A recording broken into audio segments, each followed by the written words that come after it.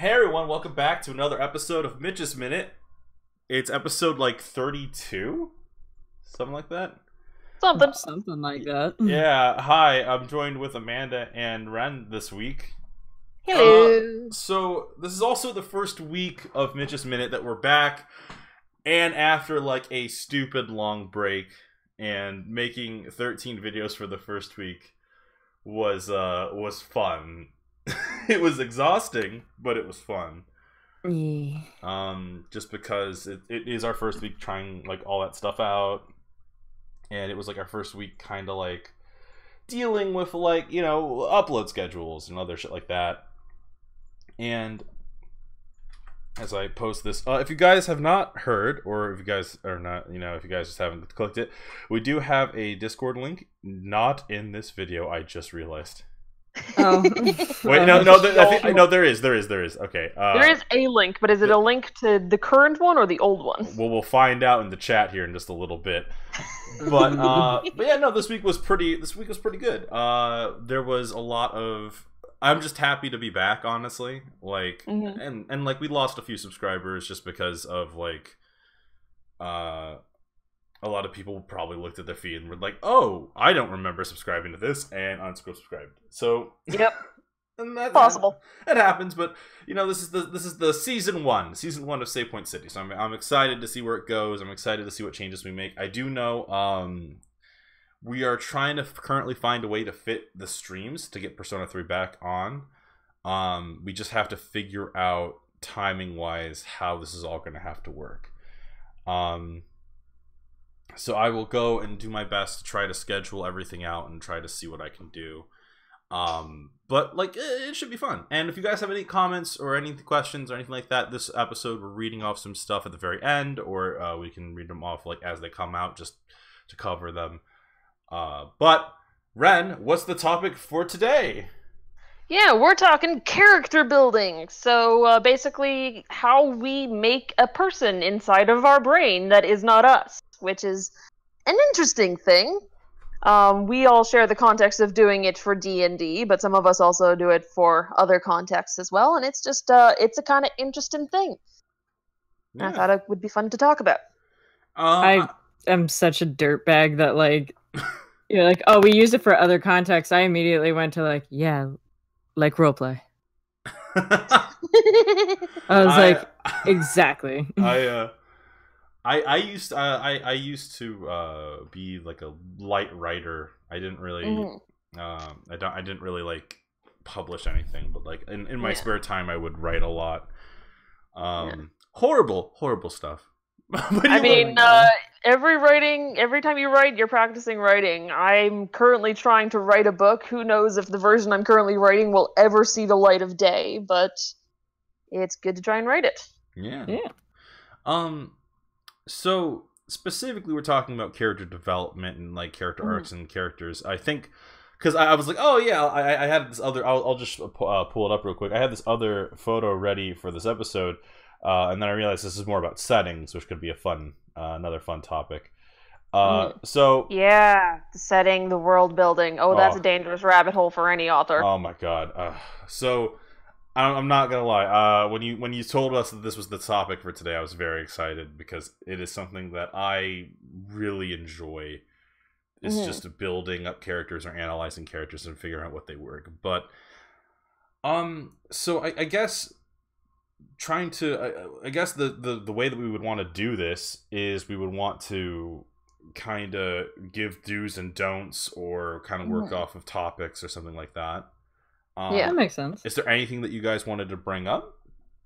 I guess like a good first topic would probably be like where to start. I mean, we should get like the negatives out of the way, right? Like something you consider a personal no-no. Like D&D character building wise. My first do not is sort of the Marie Kondo philosophy. If it does not spark joy, don't. Fuck, we had an issue with that.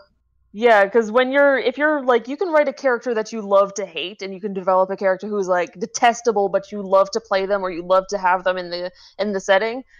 But if you just hate the character, regardless of whether like they're qualities as like a good or bad person. If you just can't stand having this character in your setting and having to try and play it, just move on.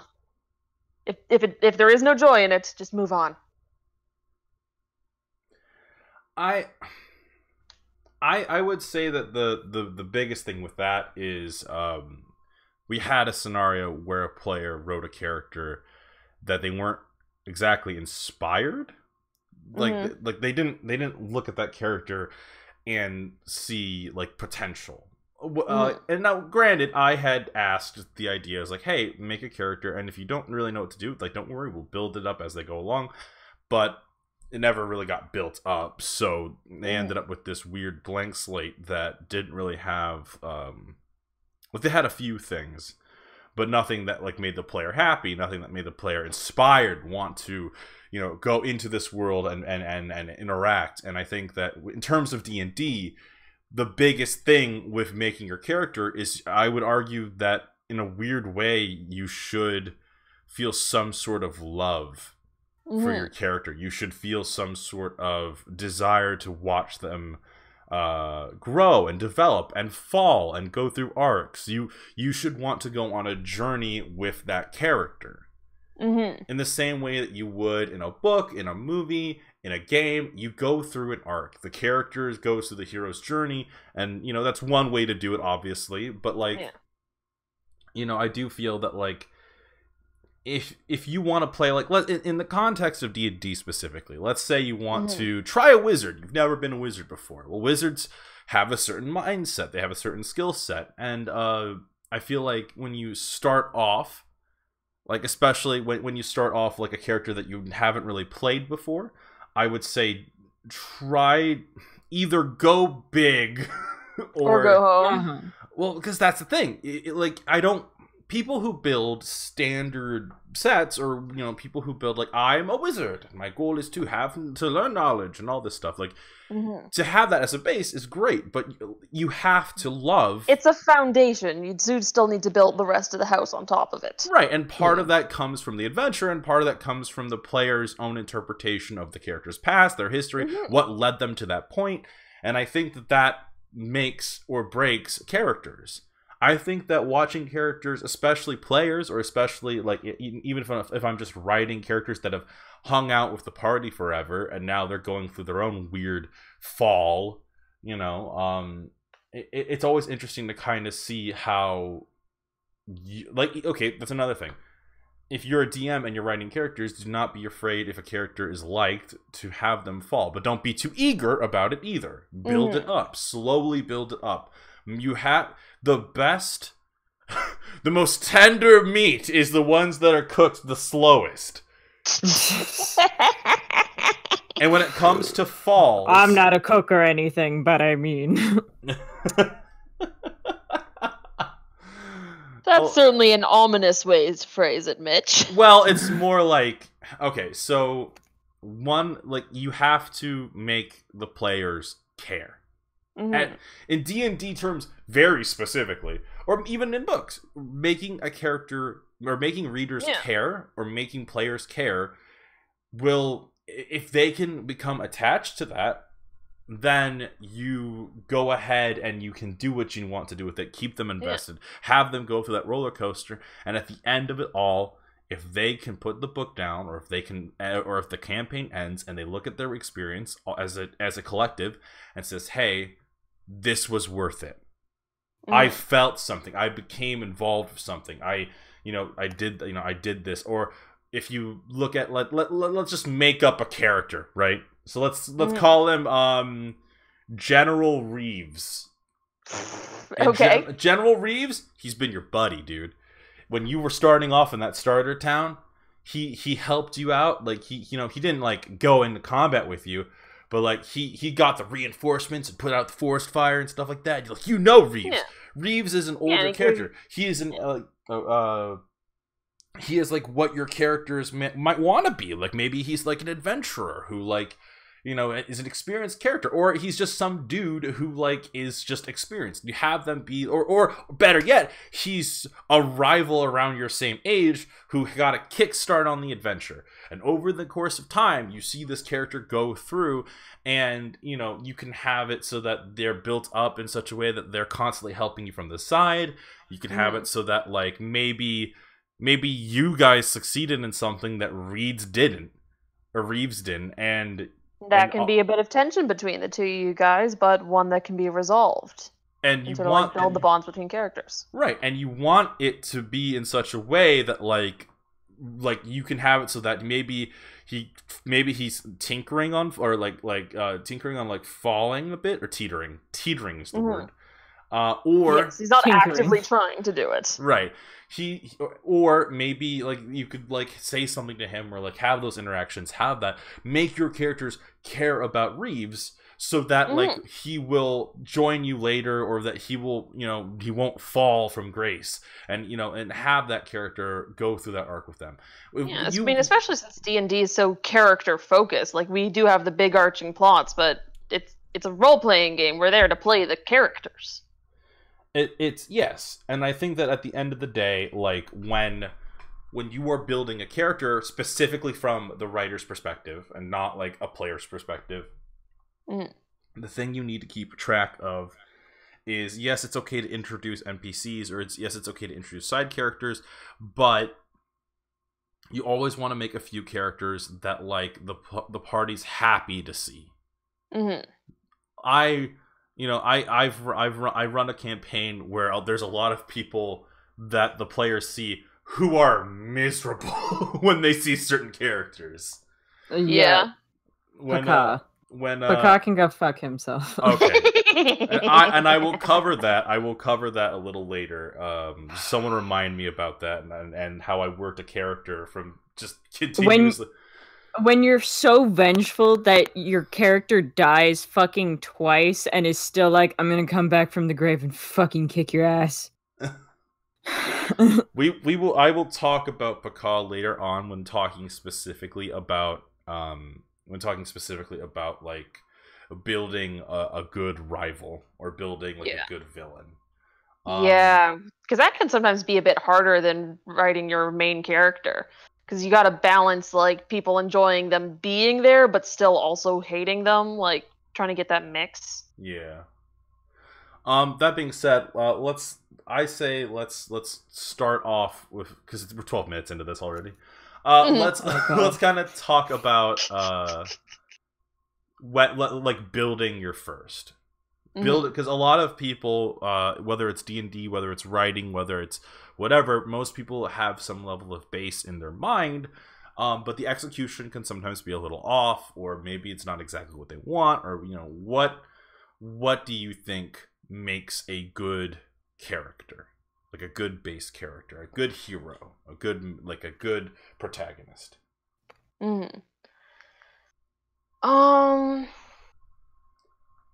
I mean, honestly, it comes down to like the player's personal opinion on what they like to see. I mean, you're always going to have somebody who's more into a Boy Scout-esque character, or you're going to have somebody who wants the dark, edgy, no one understands me.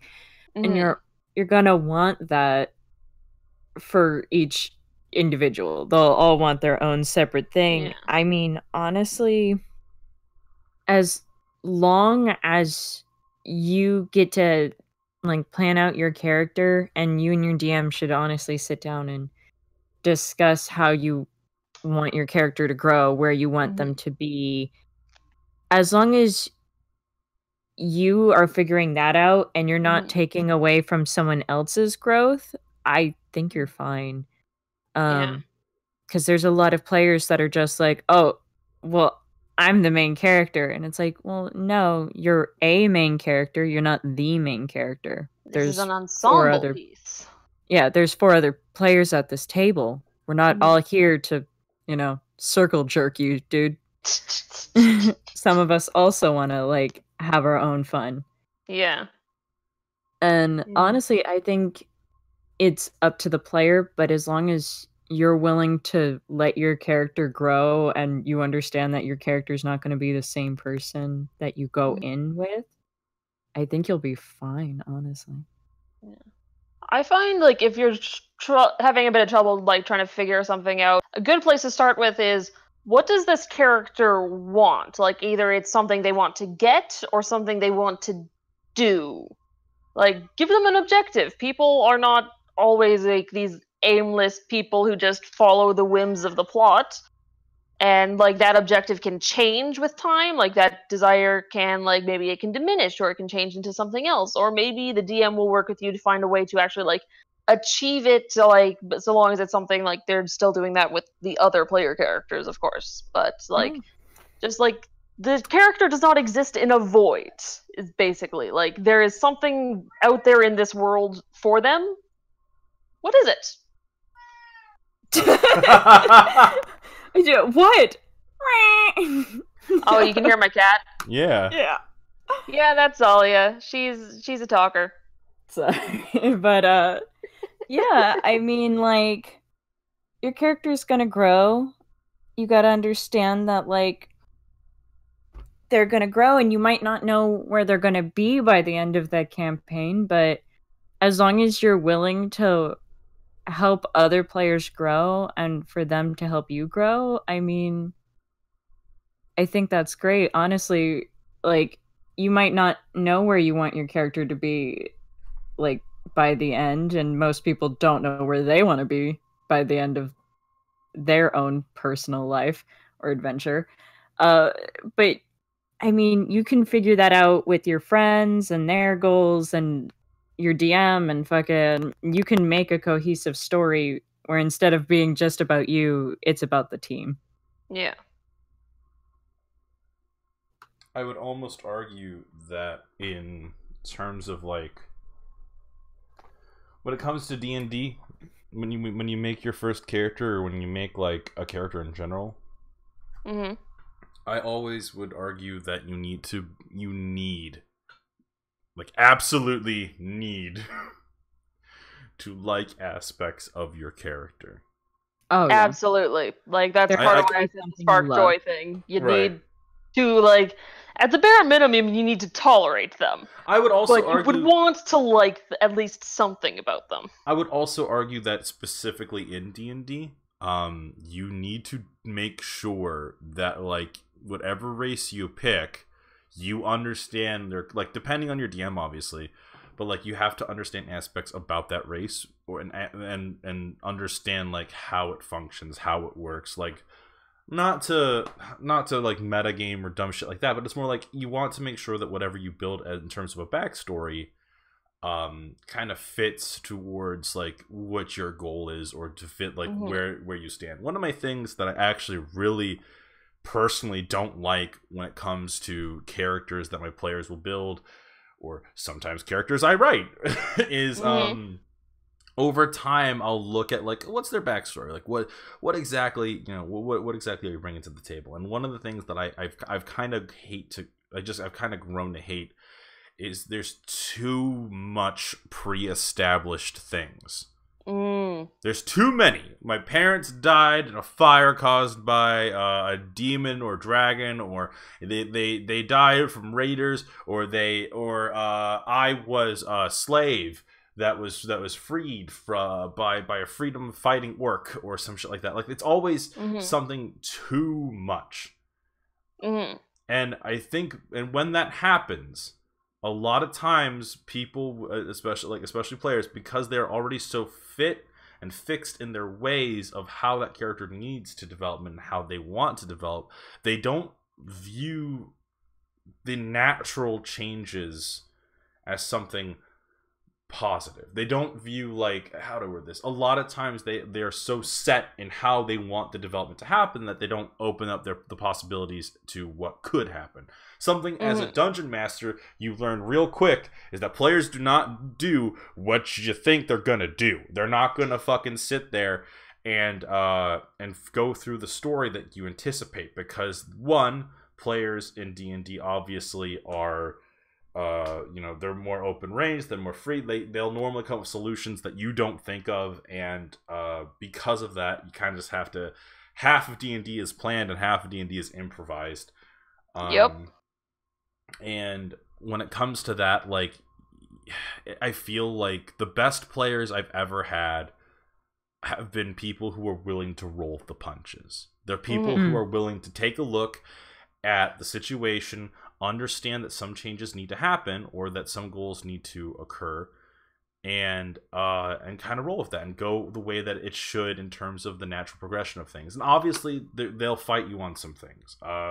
Sometimes you expect a change to happen and they're still dead in their ways. Not dead, but like they're still like wanting their original goal. And as you know, and you can't, if you kill it there, it's not gonna make anyone happy. But No. like if you allow it to flourish, that character goes through their predestined arc. But is it satisfying? And I think that's kind of another thing when building a character, specifically, are you satisfied with their arcs? What is, like, for anyone who is a veteran player of D&D, or for anyone for that matter who has ever written a book or a short story or whatever, if you've ever, or daydreamed, if you've ever daydreamed about a character, what are the most interesting characters to you? Are they the ones that, like, went through their predestined arc? Are they the ones that, like oh, my father was beaten by a fox demon and now I must go and get my revenge?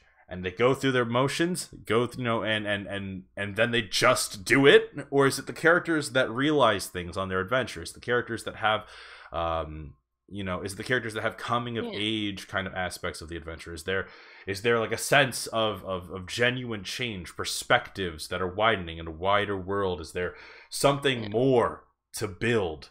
And I think that you'll and they find, can still get their original goal, but not necessarily in the way they originally intended. Right. Or more important, or maybe somewhere in the adventure, the goal changes. It wasn't really the fox demon that killed my dad. It was actually some other weird phenomenon that has no explanation or no whatever. And so... Or maybe your dad was a dick. Maybe your dad was the demon that destroyed the village. Maybe things change. Maybe this person you put in, like, maybe like your dad has always been like, you always, better yet, it's like, I look at this pendant on my neck and I always think of my father, and it's always like a sugary, flowery kind of like, Richardson, you'll always be the apple of my eye, and then BAM! Like, it's revealed that your dad's actually the dick who did this all. Whether it was on purpose or accidental, it makes no difference. But then it changes. Those signifiers have new meaning to them. Exactly. Maybe the pendant was fun. Maybe the pendant was not of something that, like, maybe it wasn't something that your father meant to give you. Maybe it's like in the memory, it's always, my dad meant for me to have this. Or you always tell people, my dad meant for me to have this. But when you really remember and you really think back on it, did he? Or did you? Or maybe he did, but it now, because you found out about what he really did, it's just this painful reminder of everything that went terribly wrong and of your own ignorance throughout the years. It becomes a symbol of the weight you carry instead of it was the weight you carry of the demon that killed your village and the people that you want to avenge, but now it's guilt that maybe there was something you could have done as a smaller child. These are things that develop and change. And that's another thing I would say to players. Don't be afraid of change. Sometimes you build a character and you don't really know where they're going to go, and that's a great feeling to have. Be open to whatever possibilities, come down your way. And as a writer, I would say the same thing. You will not end up with the same characters you built in the first draft with the final draft. And I can tell you that from personal experience. Sometimes the characters, like, they're so far removed from the original version that you're like, so this is actually just a new character now. Oh, yeah, especially because it's like, as you go through drafts specifically, something I noticed is that you'll notice, like, the headspace you were in during that first draft is not the same you are in later on. Like, Oh yeah, that's a big thing I've noticed over the years where I've seen like because first started creating characters and stuff when I was 11. It's been a full ass decade since then, and even some of the characters that I made then, I still have them, but they are not recognizable from their original incarnation. Oh yeah. My counter argument to that, though, is yes, you should be willing to change, but also for a good reason, you should be willing to change. You can't just, oh, I have these convictions and these beliefs, and they are mine, and I hold them so dear to my heart. And someone's like, but counter argument, though, and you're like, you make a lot of sense. I'm just gonna drop it all.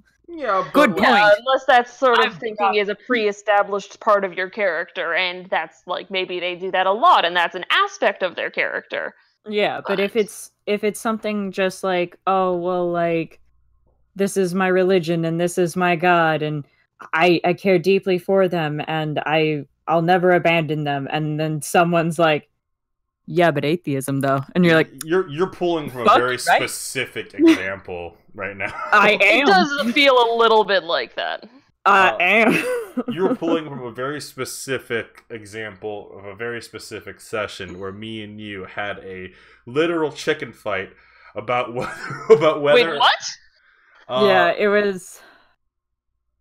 Okay. Essentially, we played chicken with our characters. Right. Essentially, as DM, I offered her up a chance for her character to develop and grow from an incredibly low point. From a narrative's perspective, I thought that was the way to go about the scenario. However, as I would soon learn, that is not always the case. I believed that it would be, what's the right word? That it wouldn't fit her character if this option that he was giving me was something she decided to go with without a lot more time and a lot more pressure. It was like the only thing she had left, and it wasn't something she was willing to give up. She had spent like over a decade doing this thing. Yeah, fair. So she's like, I'm not doing it. It's not gonna happen. Ugh. Yeah, that's fair. And yeah, part of writing a character is both trying to get them to the places you need them to be in the plot, but also making it make sense for that character. Otherwise, you're not writing a character, you're just writing a puppet that's moving around at your whim. And that's substantially more boring. Yeah, and that's not like... I do feel bad because I feel like in some ways I've kind of ruined shit a little bit. But it's less that you ruined shit and more like, okay, I misread the room.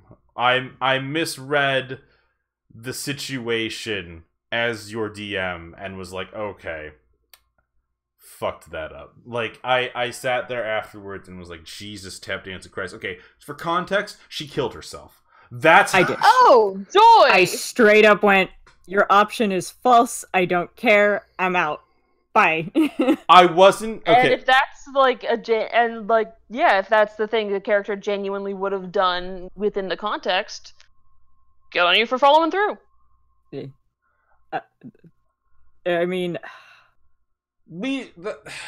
but from personal experience, though, that specific character has been a very interesting kind of like study in terms of player interactions. I have never had a player so despised by the rest of the campaign. Oh, yeah, that one was super interesting. My character was hated. Even like after she died, they were at her funeral and was like, oh, she was such a bitch. I'm not even kidding. And keep in mind, it's because my character hated one character. I disliked one character and did not fucking agree with him because of all of the pain and trouble he caused. He was literally responsible for like the death of several other fucking like just people.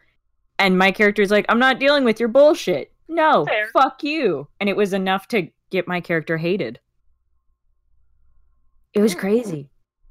Keep in mind, this character was like a veteran. I'm not even kidding. A war veteran. and risked her fucking life and eventually fucking her sight and her fucking arm to go save one of her friends. And that friend was like, God, what a bitch. Now, I would argue, as watching it all happen and play out the way that it did, I argue that the reason your character ended up that way is because of number 2. Number 2, make your character somewhat likable. Yeah, generally you want to have something that, like, people other than you will enjoy about it, because unless you're literally doing it all just in your head, you do actually have other people who are going to be interacting with either the medium or with you playing the character. This actually kind of... It's a weird connection because it's not a direct connection. The idea becomes, alright, when you build your character, how does that character then interact with other people? To which I would argue that while your character Hahana interacted with people perfectly fine, something about the demeanor and way that you came off on a social aspect of it was very, I would say, aggressive. This isn't a docking of points towards one person or another. This is more or less saying this is your personality that makes sense. When you play that character, I understand where you're coming from. I understand because I helped build the goddamn world. I know where you're coming from. I would also argue that there was a little bias in terms of how not with the players, but with the characters, and a desire to keep their friend alive. And that desire to keep their friend alive created a weird bond between those characters. And it was something that you weren't part of because you said, well, fuck that guy. So, like, fuck that guy, he can go take a short walk off a long pier. It's the equivalent of, like, let's use Persona characters. Let's say Mitsuru doesn't like Junpei, right? And because that's the only person I thought of when I was thinking of Josh's character. and Junpei, for all he might fuck up. He might not believe in the same things you believe. He might be like, "Oh, you're just a girl," or some shit like that. Oh yeah, I remember that. And Junpei might be that way, but like for some reason, everyone else around Junpei is like, "Oh, well." He has a heart of gold, though. And he's not that bad. You're sitting there and you're like, but he is, though. But he is kind of that, though. Yep. And so because you disagreed on this weird thing, it threw every action, everything you did, it threw it into question. Whether or not... It made, like, a weird... fucking mentality about it, because after his character disappeared for a little while, because he had like his own separate sessions and he disappeared, they dropped that mentality and went, yeah, he was a fucking asshole. It was crazy because they all like fucking woke up out of this weird dream and they're like, wait a minute, he was a fucking asshole. Probably helps that they didn't have their friend playing him in front of them. Oh no, a little bit less likely to empathize in absence. Oh no, like later on when his character and player came back, they were like, you were a fucking asshole. Oh, nice. They're like, what? Wait. Now, to be fair, this is mainly because things started going out of hand. There's a lot of context to unwrap in that, and the context, not to get into it, but the idea was this one character, Junpei, did something that created a shit ton of problems later on down the road. And once the players started realizing, oh shit, it really was because Junpei did one goddamn thing wrong. Like, that just even though we all told him, no, Junpei, don't do it. That's a dumb. Yeah, Junpei snowballed a giant problem that got worse and worse and worse to the point where it is actually the main conflict of the campaign right now. He fucking derailed the whole fucking thing. I love how we've just decided this character is just Junpei is the screw up now. Well, kinda. So the whole thing becomes, you have to, from a social aspect, you need to make your character at least somewhat sociable. And if you don't make them sociable, make them endearing, and that's kind of what I'm going at here. There's a lot of examples of, because I've heard horror stories from other DMs, and I'm so glad I haven't had to deal with it personally, of a character who is mid 2000s Sasuke. Where he is brooding and off and doing his own thing, and he's skilled and he's strong, but he doesn't want to talk to you. That's what you roleplay in a video game, not in a group setting. But I mean, I feel like as I went on, I got better with that. I created a character that was endearing because she was, for lack of better word, a dumb jock. Yeah, and that's not like those traits aren't necessarily things that will kill a character, but it comes back to the being willing to adapt to context. Like, okay, this character starts out brooding loner, oh, I must go my own way, but do they learn differently over the course of this adventure? Do they maybe learn that, oh, I can actually count on these other people who care about me for some reason? Oh, that's a thing? Am I doing emotions now? Well, having a character develop naturally that way and having them care and love the party over time is a great way to start that trope off, but do not continue. And it's a really fun character arc. Yeah, because then not only if done correctly and if done successfully, not only will the party, the reader, or whoever's viewing it enjoy the character more, because then they have this genuine turn and change, but they also they're also like, okay, well, yeah, of course he's cool. I still look at Sasuke and I'm like, that guy was cool. He's a dick, and his execution might not have been perfect, but he's cool. I still look at that aesthetic. I still look at his dumb, stupid moves and the weird flames and all that shit, and I'm like, that is a cool design. But like, I would argue that I've heard horror stories of players where they would, because they were so brooding and because they were so a certain way, like they were just so not whiny's not the right word, but essentially they would do actions or things that would essentially halt the entire campaign and become this weird center of attention when they didn't need to be, which is ironic, because the whole point of you being this brooding character is to avoid attention. Right. The whole idea is to be the brooding character up from the side and to develop your character that way. I once considered playing like a ninja-like character who would use like ninjutsu spells and stuff like that, and the idea was like, oh, stereotypic like shinobi, like, you know, off on the side, always kind of doing his own thing, but then over time, my goal was like, over time it would be like, well, he likes these guys though, or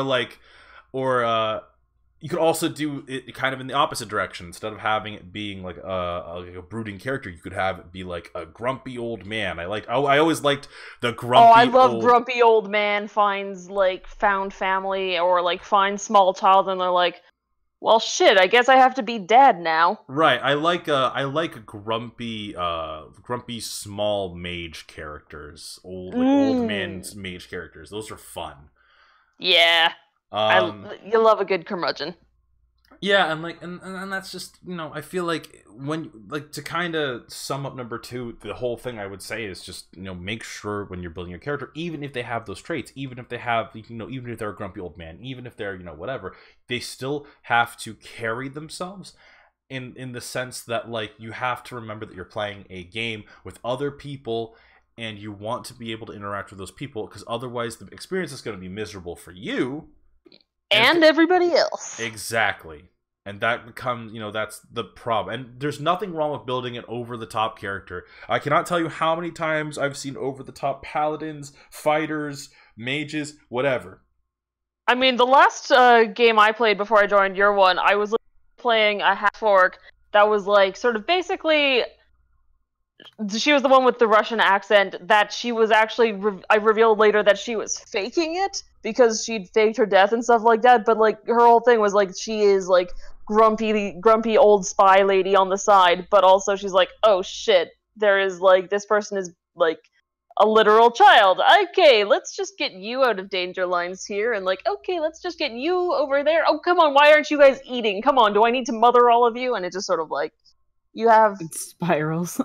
yes, it's just like, no, I have to help this now. I would say that, like, as long as you're building a character and you understand that, like, you can't also I think it kind of goes without saying, but don't hurt your party members. Yeah. Yeah, generally, yeah. Unless Even like you've evil all campaigns. agreed. Yeah, like even like if you're going to do that, like discuss these kind of things with the other players in advance, because that could be an opportunity for both characters to have an interesting arc there. But you have to both agree with it. It's like sparring. Like two people agreeing to punch each other is cool, but if you just go around punching people, you're going to get arrested. More importantly, I would like there are times in which, like, players will purposely act against one another for some sort of gain. Now, it's one thing if you're thrown into, let's say, like a coliseum and, you know, like, oh, fight for my entertainment or some shit like that. Yeah, like where it's the setting appropriate. But, like, if you're just, like, picking a fight with, like, another player, or, like, for no reason, and mind you, like, that could also, if done properly, can be something fun. Let's say tensions have been building between, but let's just use Junpei again. Junpei and Yukari. I'm gonna keep using Junpei as my character crux in this one. Sure. Let's say that Junpei and Yukari have been, like, bickering back and forth, and the bickering, instead of getting better over time, has gotten worse over time. And so eventually the players of those two characters are like, well, hey, they come talk to you at the side, and they're like, well, hey, I'm thinking about, like, if things get too rough, I'm gonna start a fight. And it's like, okay, that's fine. Go ahead and do that. Don't kill each other. Go ahead and do that, though. And, like, because maybe that can stem an interesting character development moment. Maybe that can be something, like, you know, maybe that's a growing thing. You break all the tension, you have them apologize, and then you continue forward. Maybe don't even apologize. Maybe there's this weird rift between the characters that has to be, you know, dealt with in other ways. Yeah. Like, but Junpei can't just walk into the room and go, oh, hey, I'm gonna punch you now. Right. Junpei can't. Here's my fear. Junpei, you can't all be eating dinner. And Junpei's eating his fried rice and shrimp. And Yukari says, hey, Stupei, pass the ketchup. And then it's like, oh, that was the ticking point. Or that was the breaking point. And he takes an axe and throws it at Yukari. Yeah. No. That's not a proportional buildup. That's not. Throws an axe and accidentally kills that character. That is bad character. That's bad character building right there. It's not even that it's bad character building. If that's the breaking point, then sure. I would argue that from that point on, all the players would be very, very cautious dealing with Junpei. Junpei just, you know, tossing an axe. Which kind of leads me to number 3.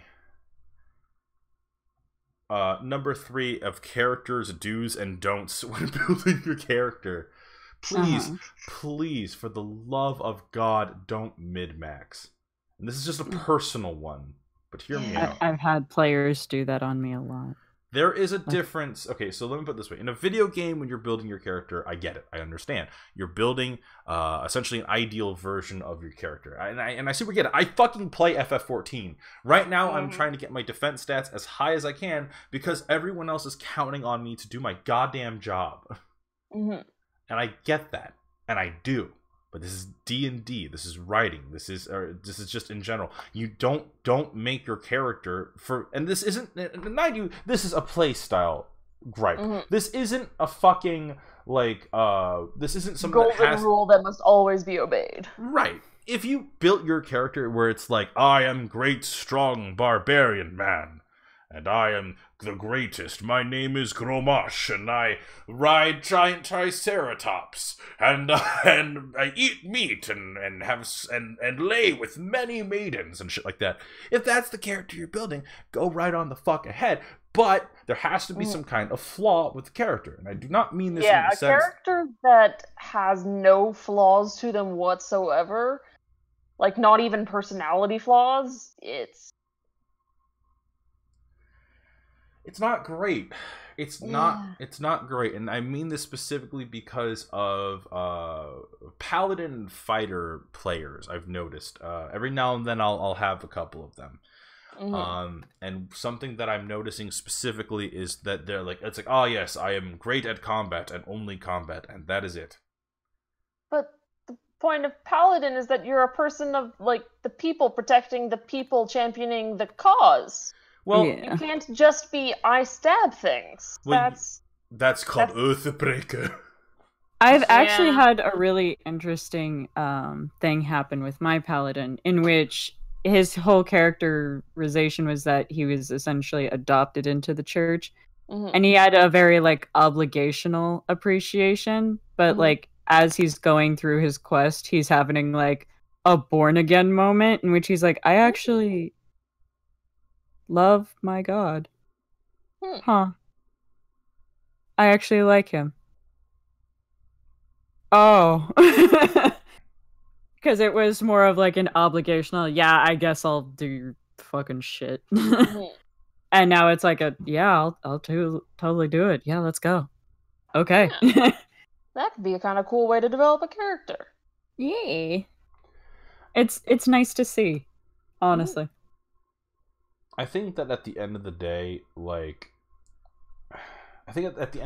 as long as you're focusing more on your character's development, then like, let's say like a character stats. For example, I will use a really classic, fun example of, hey guys, there's a fighter. The fighter's really good at doing one thing: fighting.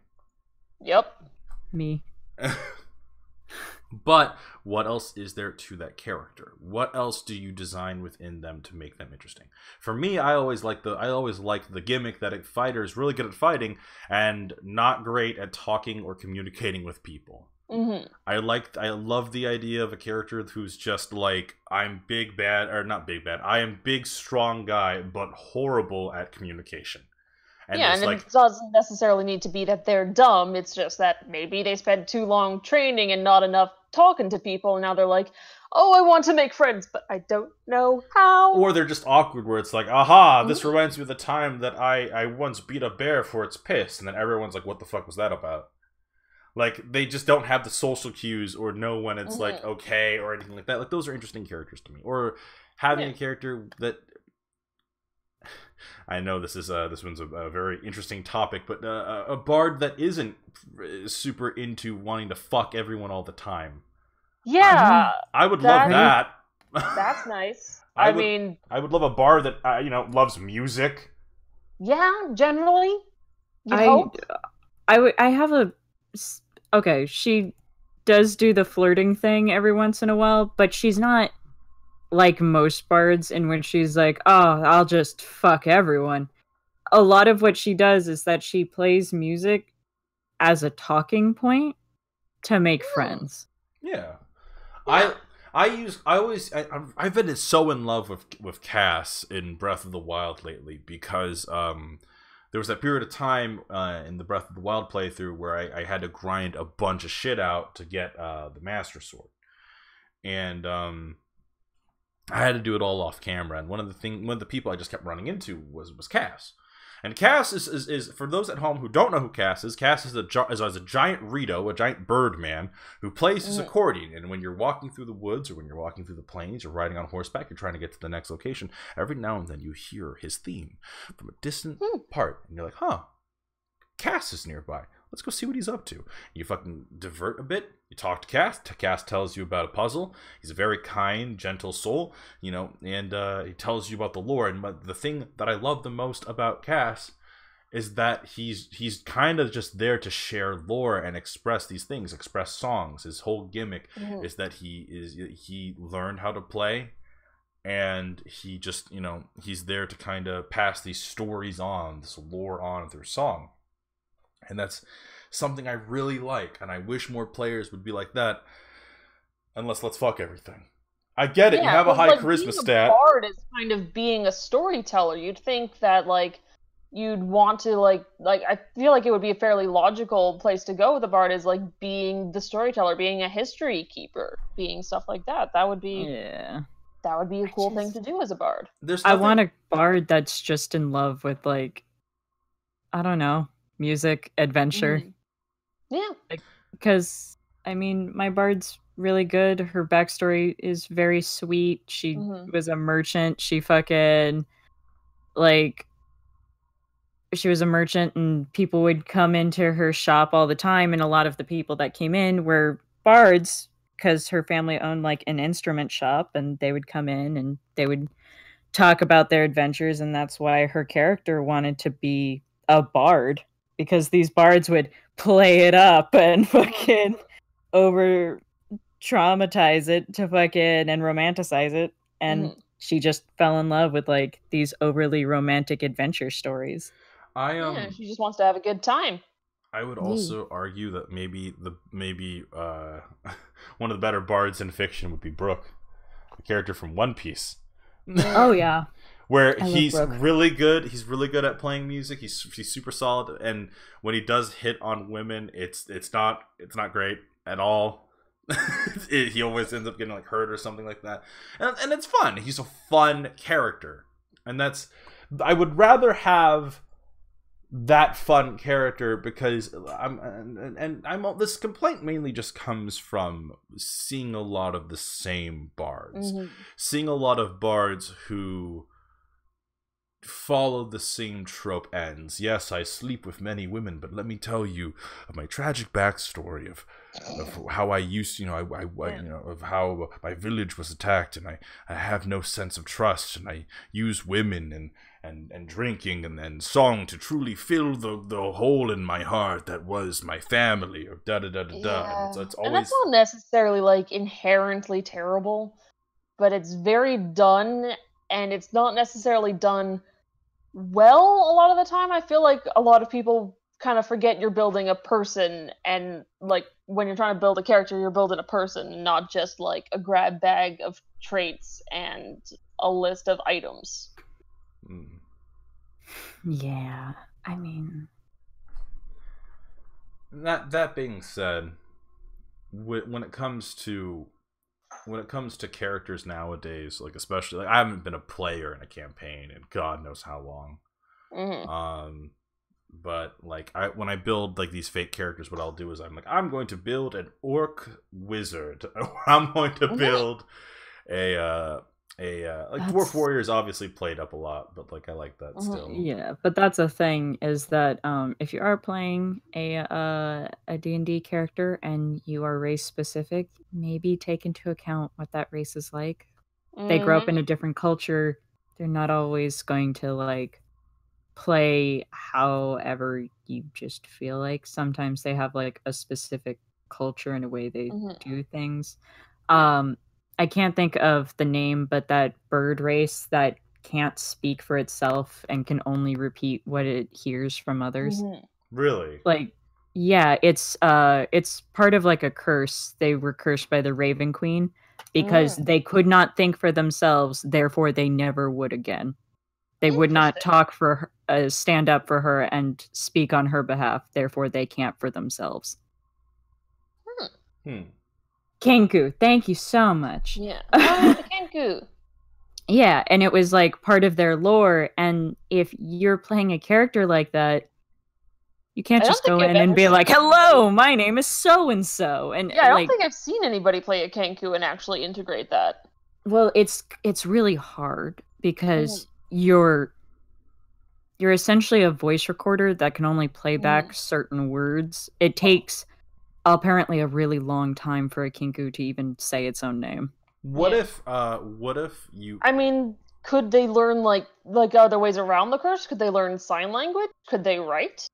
They have feathers. What if they but like, sign language doesn't need to be hands. Okay, hypothetically speaking, like, there's a real easy workaround, a very comedic workaround with this, and this is just an idea at the top of my fucking head.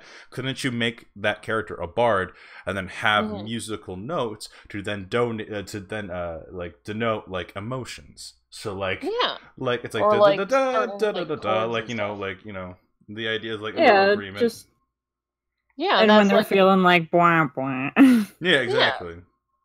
Yeah, that could be a cool way of still developing a cool character, but within the constraints of the world that you're setting it in. Because, like, I think I mentioned before, your characters don't exist in a void.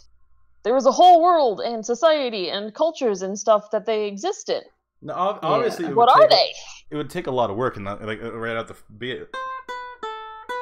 like you could do that for like. God, you just have that handy. Yeah, I'm in my office. I have tons of instruments. You're like, around. I always have it handy.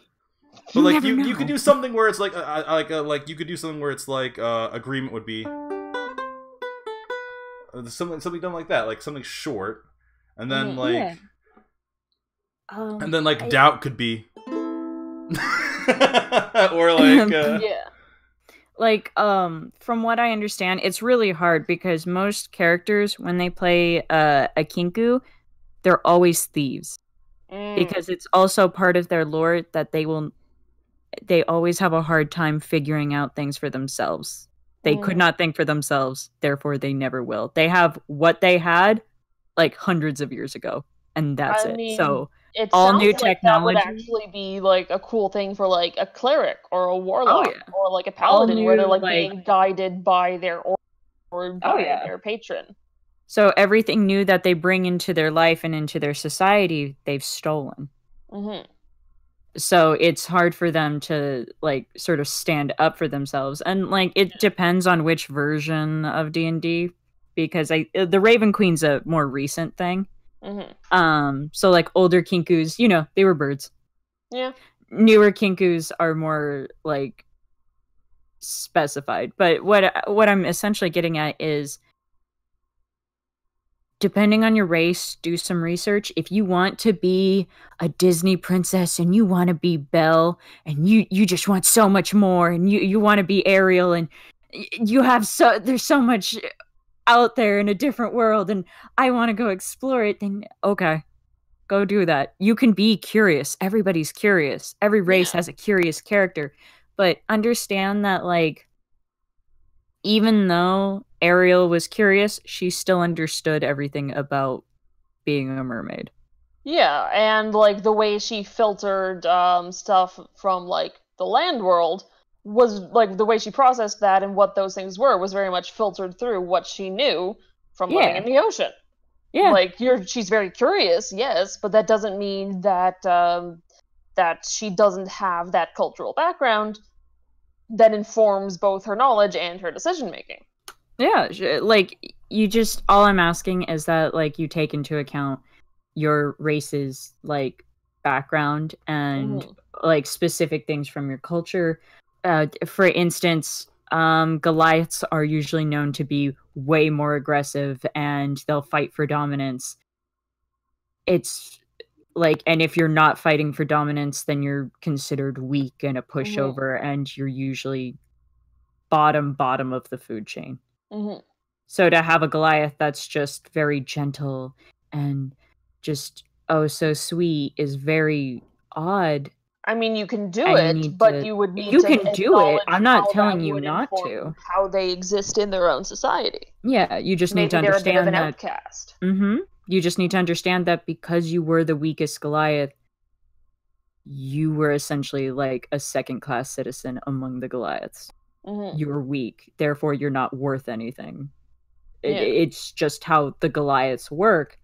And I mean, you just need to like take that into account, and maybe it can help you form what you want to see in your character.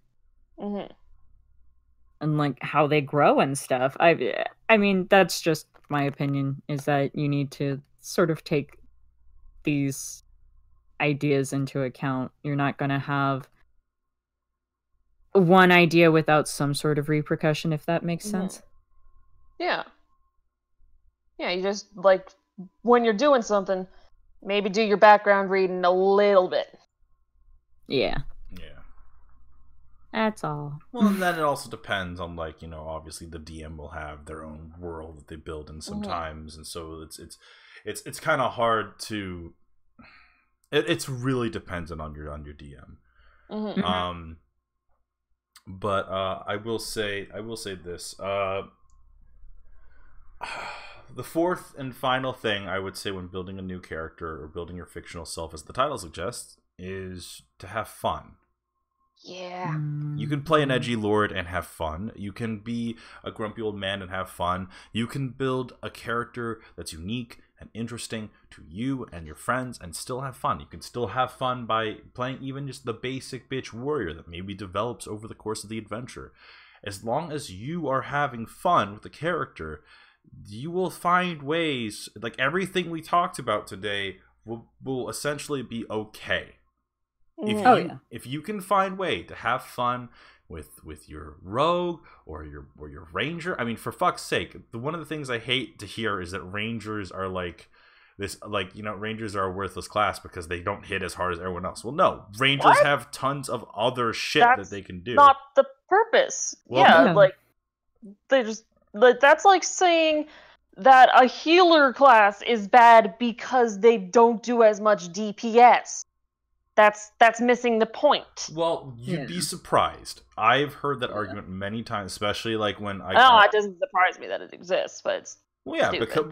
It's stupid to us, but it is a legitimate thing that people will say because rangers don't hit as hard. But like that's not the point. Obviously, it's entirely up to you. But the thing is, as long as you're having fun with your character, as long as you can see yourself enjoying that character for the long run, then you will be okay. And the reason I say this is because I had a player once who over the course of an adventure realized they weren't having fun. And so our solution to that was we were going to give that character a noble sacrifice, and then we were just going to build a new character for that player. Yep. Because it was the only real way to get them out. If it does not spark joy, find something new.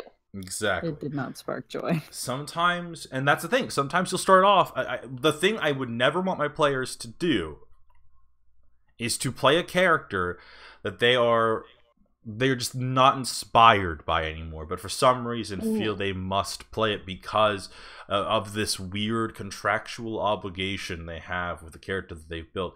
There are times where I'll build a character and I won't necessarily feel like this character is working out. So what I'll do is I'll be like, all right, well, if I can't think of anything good or fun to do,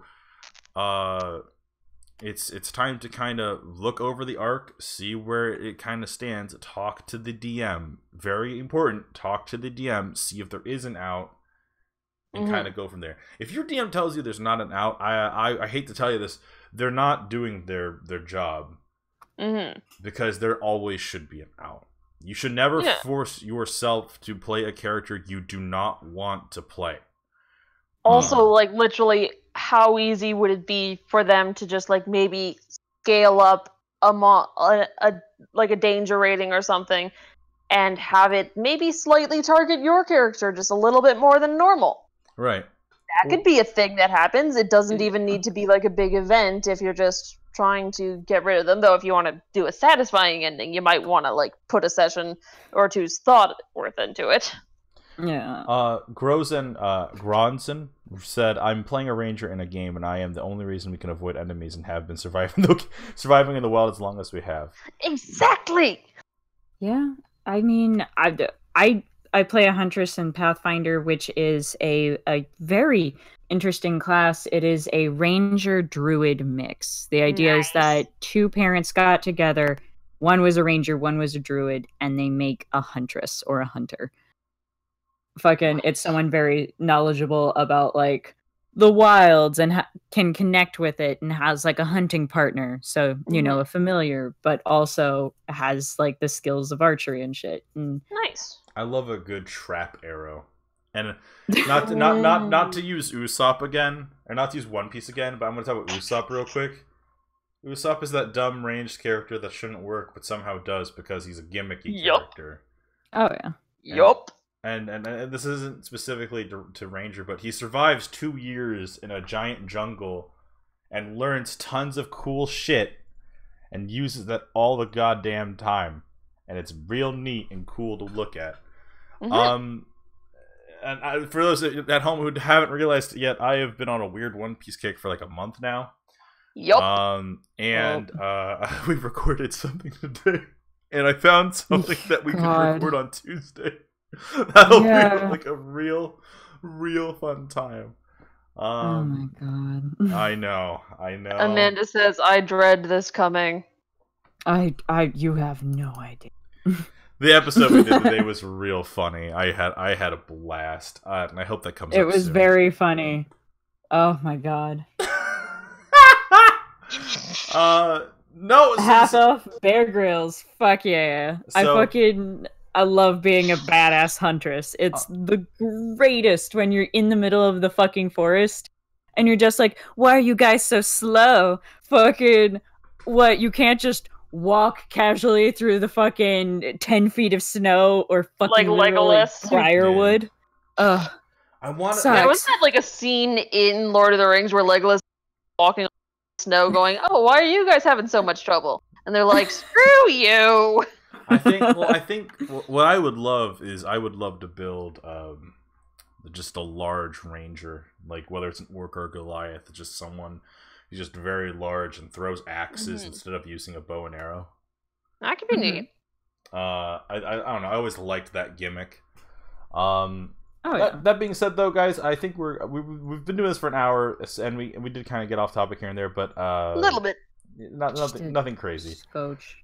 So guys, thank you guys so much for watching another episode of Mitch's Minute. I like this topic. I like this topic a lot. I can go on more in like more specific examples, like Same. like talking about like why some things don't necessarily work. Why, like, you know, I would argue that one thing, like, I don't know, this is for building characters. This isn't general character analysis, because if we were talking about general character analysis, I'd be like, this character is kind of weird and doesn't develop the way you'd expect him to, because It's like, I don't know. I did enjoy today's episode, though. So, guys, make sure to like, comment, and subscribe. This week, coming up on the channel, we have the return of a very special show that we tried before that didn't quite work. And that's actually been the theme of the last week, is the return of shows that didn't quite work out, or shows that did work out and we wanted another go, like we did Monster Prom last week, Breath of the Wild. Gang Muno and I tried that originally back on Velvet Room, and we couldn't finish it, and now me and Amanda and Nate are doing it, and that seems to be going great. And then there's obviously the continuation of Kingdom Hearts 3, which I was kind of expecting the views on that one not to be as hot, but it's okay, because Kingdom Hearts, it's Kingdom Hearts 3. I'm not gonna... That one's more for me and Sora and Amanda just to get through, rather than views, because I need to beat that game. Yep. We are so close. We're so close to the end. I am so excited for Thursday. You will get there. Okay, 1 second. Grozen. I'm a Goliath. Yes. That's amazing. Oh my god. But anyway. Oh my god. So that's the thing. Like, I just feel like the show is going in this interesting trajectory. It was the first week back, and like as we continue on, it's going to be real fascinating. I can tell you guys, confirm this right now. We are playing Fire Emblem Three Houses when it comes out. Ooh, nice. Do not know how the fuck we're gonna fit that in our schedule, but we will figure it out. Yeah, we are.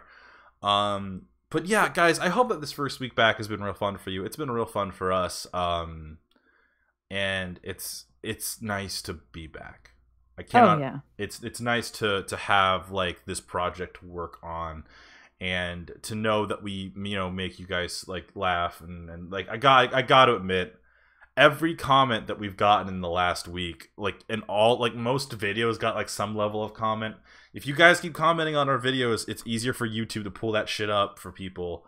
And it helps us so much. That's why everyone's there's the whole algorithm thing. And when we did Velvet Room, we were kind of fighting against the algorithm a bit. But now that we're in Save Point, I don't want to monetize videos. So a good way to alternate that, for every cent I don't get from a Wendy's ad, if you could do me a favor and leave a comment, that would be so swell. Because I really don't want to do that. I really don't want to end up with like, hi, my name is so-and-so, and I run the Chinese restaurant down the street. You should get Chinese food. And it's like, oh. Yeah. Okay. I've actually sort of been thinking, I want to find like a compendium of terrible jokes and just like find ones that are vaguely related to each episode and just leave them for you guys to find. Oh my god. Anyways, guys, thank you guys so much for watching another episode of Legion of terrible jokes. Ren, do you have any idea what next week's episode is going to be about? I have a couple of ideas that I am considering. Why? Do you want me to like announce them right here? Yeah, why not? Like, what are some of the ideas? Maybe like leave in the comments down below if there's anything that's like tickling your like. Which one you want to see? Yeah, exactly. Well, the main one I've been thinking about is sort of like we all play video games. Mm-hmm. What's the first game we played? How'd we get into it? Is it the first video game that we like got really into, or the first game we played? Why not both? Okay. I mean, we have an hour to talk about it. That is true. Mitch's minutes normally don't go for a full hour. They normally go for like... Yeah, give us an hour and we'll each name one game and be like, alright, that was fun, guys, bye. I mean, we've done an hour and 10 so far. But, yeah, no, like, stuff like that. Another thing I was thinking about is sort of like it could also be like how we got into blank, like how'd you get into D&D, how'd you get into anime, so like how'd you get into the things, but also I have the lamest answer for that one. Yeah. I was also thinking honestly. Like what is like I also like something I enjoy talking about is the weirdly specific things that you can find. Like, what is your favorite like obscure weird trope that you see repeating sometimes? Like, obviously, like there's the big ones obviously, but like what are those like little ones that you've picked up on and you're like, this is really weird but I kind of like it? Like just like the little sort of like idiosyncrasies of things that you like in like games or in other sort of media and stuff like that. I thought that might be kind of fun to talk about. Okay. That one would take some thought. Mm-hmm. Maybe save it for a later video then. Yeah, well that's the thing. Because the first thing that came to mind when I was a kid, I loved Tuxedo Mask. And ever since then, I've been into masks and long coats. To which the joke for Persona 5 was finally a game for me. Like like it's always a dumb bit where I'm always like, oh, Pokemon Sun and Moon, finally a game for me.